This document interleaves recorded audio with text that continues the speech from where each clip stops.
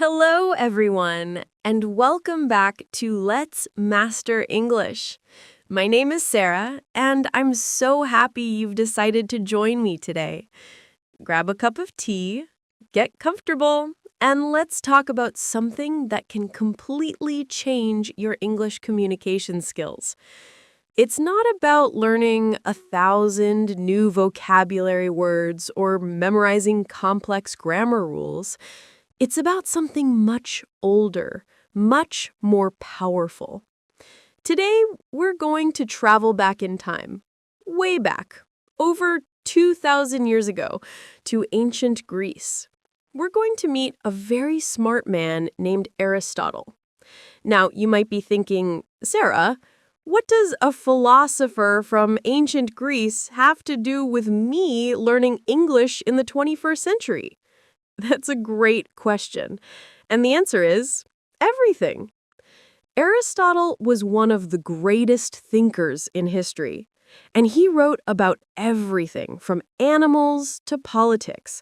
But one of his most famous books is called Rhetoric. Rhetoric is just a fancy word for the art of persuasive speaking or writing. Aristotle wanted to understand what makes a speech powerful. Why do we believe some people but not others?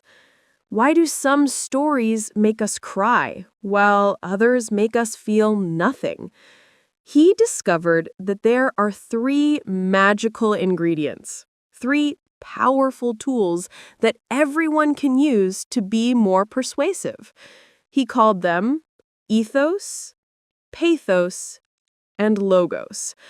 Don't worry about the Greek names. I promise they are very simple ideas. And once you understand them, you will see them everywhere. In advertisements, in politicians' speeches, in your boss's presentations, and even in conversations with your friends. More importantly, you can start using them yourself to become a more confident and effective English speaker. Whether you want to convince your friends to see a movie, present an idea at work, or just share your opinion in a discussion, Aristotle's ideas can help you. So, are you ready to unlock the secrets of persuasive speaking? Let's begin our journey with Aristotle. Part 1. Ethos. The appeal to character. Why should I trust you? Let's start with our first Greek word, ethos. Imagine this situation. Two people tell you to eat more vegetables. The first person is a famous doctor, a nutritionist who has written books about healthy eating. The second person is a stranger you meet on the bus who says he read something on the internet. Who are you more likely to listen to? I think we all know the answer. You'll probably listen to the doctor. But why? It's because the doctor has ethos. Ethos is all about your character, your credibility, and your reputation. It's the reason people decide to trust you and listen to what you have to say. It answers the audience's silent question, why should I believe you? Aristotle believed that if people don't trust you, it doesn't matter how great your ideas are. They simply won't listen. In his book, Rhetoric, he wrote, "We believe good men more fully and more readily than others." This is a simple but powerful idea. When we see someone as a good person, meaning trustworthy, knowledgeable, and honest, we open our minds to their message. Think about a product review online. If the reviewer has a top reviewer badge and has written hundreds of detailed, helpful reviews, you trust their opinion more. They have built ethos. So, how can you, as an English learner, build ethos? You don't need to be a famous expert.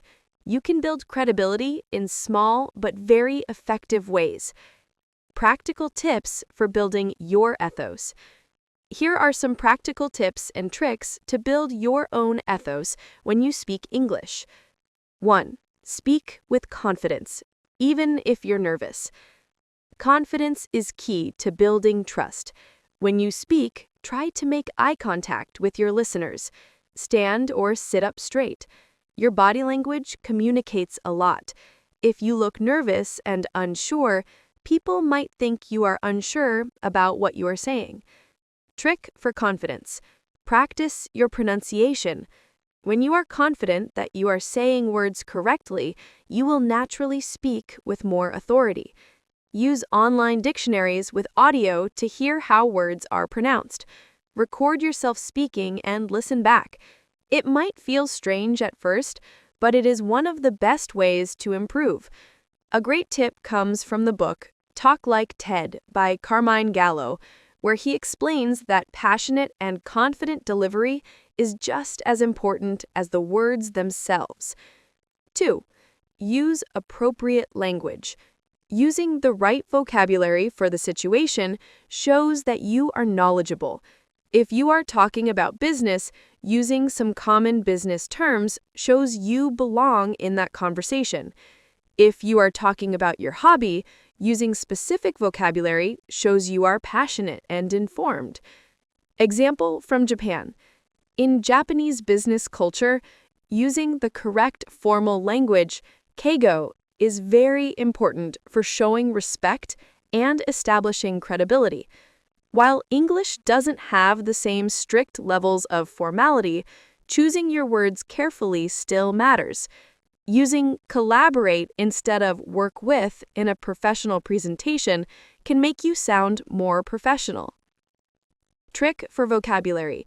Don't try to use big, complex words that you don't understand. It's better to use simple, clear words correctly than to use a fancy word incorrectly. Focus on learning vocabulary related to your job, your hobbies, and your interests. This will help you build ethos in the areas that matter most to you. 3. Share your personal experience. Your own life is a powerful source of ethos. You are an expert on your own experiences. When you tell a personal story related to your topic, it shows that you have real-world knowledge, not just information from a book. Example, imagine you are giving advice to a friend who wants to learn a new language. Which statement has more ethos? A. I think you should use flashcards to learn vocabulary. B. When I was learning English, I found it really difficult to remember new words. I tried many things, but what really worked for me was using a flashcard app on my phone every day for 15 minutes on the train. After a month, I had learned over 500 new words. Statement B is much more powerful, right? The personal story makes the advice credible and real. You are not just giving an opinion, you are sharing a success story. 4. Be honest and fair. A big part of ethos is being seen as a good and honest person. This means being fair to other viewpoints. Even if you disagree with someone, you can show respect for their opinion. How to do this? You can use phrases like, I understand your point about that, but I see it a little differently. Or, that's an interesting perspective. Another way to look at it is, this shows you are a thoughtful and open-minded person, which makes people trust you more. You are not just trying to win the argument. You are trying to have a good conversation. Building ethos doesn't happen overnight. It's about showing your audience, through your words and actions, that you are a person worth listening to. It's your foundation for persuasive speaking. Without ethos, even the best arguments can fail. Practical tips for using pathos. So, how can you use pathos to connect with your listeners when you speak English?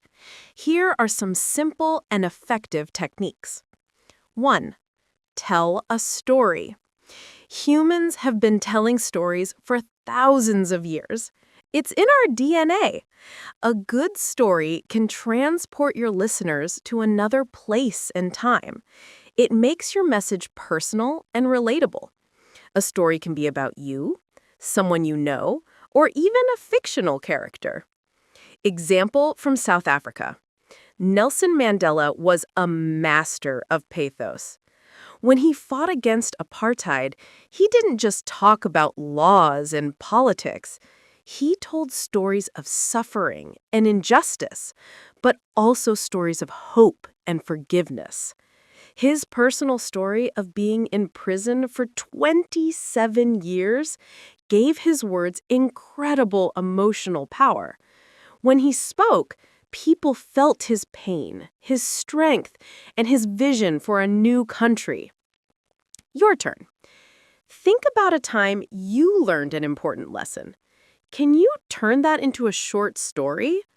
For example, instead of saying, "It's important to be brave," you could tell a story about a time you were scared to do something, like speak English in front of a group, but you did it anyway, and it turned out great.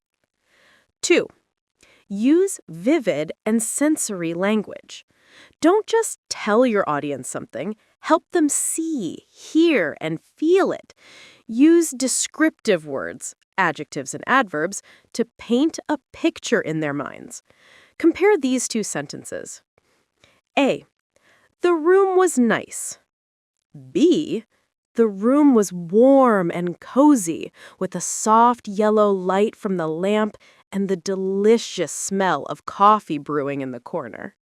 Sentence B uses pathos. It makes you feel the comfort of the room. You can almost smell the coffee. This kind of language creates an emotional connection. Trick for English learners. When you learn a new noun, try to learn a few adjectives you can use with it. For example, instead of just house, learn a cozy house, a modern house, a tiny, colorful house. This will make your speaking much more engaging. 3.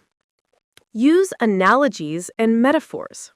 An analogy or a metaphor is when you compare something new or complex to something familiar. This can help people understand not just on an intellectual level, but on an emotional level too. For example, imagine trying to explain culture shock. You could say, it's a feeling of disorientation when you are in a new country. That's a good definition. But you could also use an analogy. Experiencing culture shock is like being a fish out of water. You are trying to breathe, but everything around you is strange and unfamiliar. This analogy creates a feeling of discomfort and panic, which helps the listener understand the emotion of culture shock. A famous example, Dr. Martin Luther King Jr., in his I Have a Dream speech, used a powerful metaphor. He spoke of a promissory note, a check that America had given to its Black citizens, but the check had come back marked insufficient funds. Everyone understands the feeling of disappointment and injustice of a bad check. This metaphor made a complex political problem feel personal and emotional. 4. Understand your audience. The most important part of using pathos is to know who you are talking to. What are their hopes? What are their fears? What do they care about? An emotional appeal that works in one culture might not work in another. Example from India. In many advertisements in India, the theme of family is extremely powerful. Ads for everything from phones to cars often show happy families celebrating together. This is because family values are a very important part of the culture. The advertisers know that this emotional connection will be very persuasive. Using pathos is about building a bridge between your heart and your listener's heart. When you share genuine emotion, people feel connected to you and your message. It makes them care. Part 3. Logos, the appeal to logic. Does it make sense? We've talked about your character, ethos, and your audience's emotions, pathos. Now it's time for our final Greek word from Aristotle, logos. Logos is the appeal to logic, reason, and evidence. It's the part of your speech that answers the audience's question, can you prove it? It's the brainy part of persuasion. If you are trying to convince your boss to invest in a new software, you can't just say, I feel it's a good idea, pathos, or trust me, I know what I'm doing, ethos. You need to show them the facts. You need logos. You need to present a logical argument. Aristotle was a philosopher and a scientist, so he loved logos. He believed that a strong argument must make sense. It must be clear, organized, and supported by proof. In rhetoric, he discusses different kinds of proof, but the main idea is simple. Your speech needs to have a logical structure. Persuasion is effected through the speech itself when we have proved a truth or an apparent truth by means of the persuasive arguments suitable to the case in question. In other words, you persuade people when you give them good reasons to believe you. Your argument is the vehicle, and logos is the engine that drives it forward. Without logos, your speech is just a collection of opinions and feelings. With logos, it becomes a powerful case that is difficult to ignore. Let's look at a modern example. When scientists talk about climate change, they use logos. They don't just say, the Earth is getting hotter and I'm scared. They present data, graphs showing rising temperatures, statistics about melting ice caps, and studies linking carbon emissions to warming. This evidence is the foundation of their argument. It's their logos. Practical tips for using logos.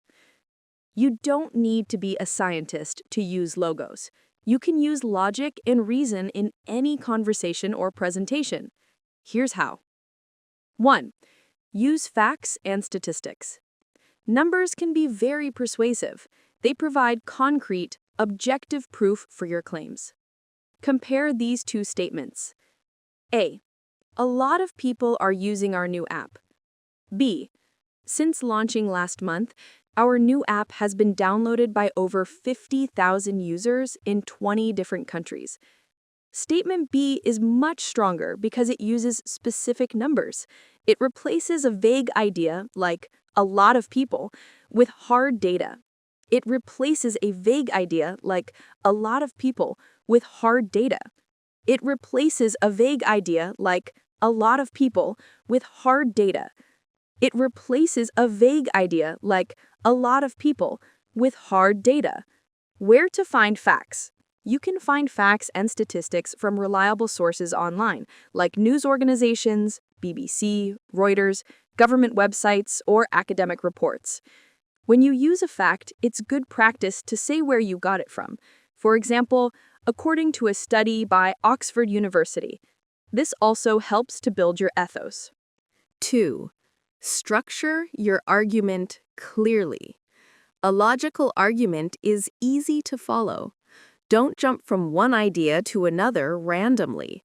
Guide your listener step by step. A simple and powerful structure is 1. State your main point clearly. For example, I believe our company should offer free English classes to all employees. 2. Give your reasons. Provide 2 or 3 reasons to support your point. Use transition words to guide your listener. For example, first of all, it will improve communication between our international teams. Secondly, it will make our employees more skilled and motivated. Finally, it will help us attract talented people from around the world. 3. Provide evidence for each reason. For each reason, give a fact, an example, or a piece of data. For example, For my second point, a recent survey in Forbes magazine showed that companies offering professional development have 34% higher employee retention. 4. Conclude by restating your main point. In conclusion, by investing in English classes, we can improve communication, motivate our staff, and attract the best talent. This clear structure is logical and easy for your audience to understand and remember. Putting it all together, the art of balance. So we have our three magic ingredients from Aristotle: ethos, the appeal to character and trust; pathos, the appeal to emotion; and logos, the appeal to logic and reason. The final secret to becoming a truly persuasive speaker is learning how to balance these three appeals. A speech that is all logos might be very logical, but it could also be boring and dry. A speech that is all pathos might be very emotional, but it could lack substance and feel manipulative. A speech that is all ethos might make you seem like a good person, but if you don't have a logical point or an emotional connection, nobody will be interested. The greatest speakers are like great chefs. They know how to mix ethos, pathos, and logos in the perfect amounts for their audience and their situation. Think of building a persuasive speech like building a house. Logos is the foundation and the structure. It's the logical design that makes the house strong and stable. Without it, the house will fall down. Ethos is the builder. You need a builder who is skilled, trustworthy, and reliable. If you don't trust the builder, you won't trust the house. Pathos is the interior design. It's the colors, the furniture, the art, and the lighting. It's what makes the house feel like a home. It's what you want to live there. You need all three parts to create a wonderful house, and you need all three appeals to create a wonderful speech. An example from around the world, a speech by Malala Yousafzai. The young Pakistani activist who won the Nobel Peace Prize is an incredibly persuasive speaker. When she speaks to the United Nations or other world leaders, she uses all three appeals perfectly. Her ethos is immense. Her personal story of being shot by the Taliban for wanting to go to school gives her incredible credibility. She is not just talking about the importance of education, she has risked her life for it. When she speaks, we listen because we know she is brave, honest, and deeply committed. She uses pathos masterfully. She tells stories of other girls who are denied an education. She speaks with passion and emotion, but also with grace and calm. She makes the audience feel the injustice and hope. She says things like, "One child, one teacher, one book, and one pen can change the world." This simple, powerful sentence creates a feeling of hope and empowerment. Her logos is clear and strong. She uses facts and statistics about how many children are out of school. She presents a logical argument. If we invest in education, we can fight poverty, extremism, and inequality. Her request is reasonable and supported by evidence. By combining ethos, pathos, and logos, Malala doesn't just give a speech, she starts a global movement. Your final challenge. Start practicing. Now you know Aristotle's timeless secrets. You have the tools. So what's next? The most important step is to practice. You can't learn to swim by reading a book. You have to get in the water. It's the same with speaking. Here is a small challenge for you this week. Choose one of these ideas and try it. The Ethos Challenge. The next time you are in a discussion with friends or family, try to share a short personal experience to support your opinion. Notice how it makes your point more credible. The Pathos Challenge. The next time you write an important email in English, Read it again and look for a place to add one or two more descriptive adjectives to create more feeling. Instead of, "It was a good meeting," try, "It was a productive and energetic meeting." The Logos Challenge. The next time you need to explain your opinion on something, try to give two clear reasons. Use the words first and second to structure your logic. Start small. The more you use ethos, pathos, and logos, the more natural they will become. You will start to notice them in every movie you watch and every article you read. You will see how other people use them to persuade you, and you will become a more critical thinker and a more confident speaker of English. Aristotle gave us these tools over 2,000 years ago, and they are just as powerful today as they were in ancient Greece. They can help you connect with people, share your ideas, and achieve your goals. Because at the end of the day, speaking a language is not just about words and grammar. It's about communication. It's about connecting one human mind to another. Thank you so much for joining me today on Let's Master English. I hope you feel inspired to try out these ancient secrets. You have a powerful voice. Now you have the tools to make it heard. Until next time, keep practicing and keep learning.